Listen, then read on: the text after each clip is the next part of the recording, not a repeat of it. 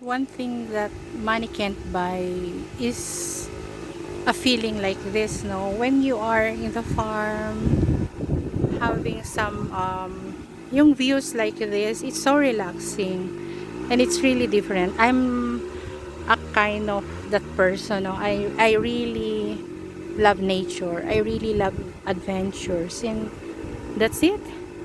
Ayan, no? I'm here in our farm with this kind of beautiful view.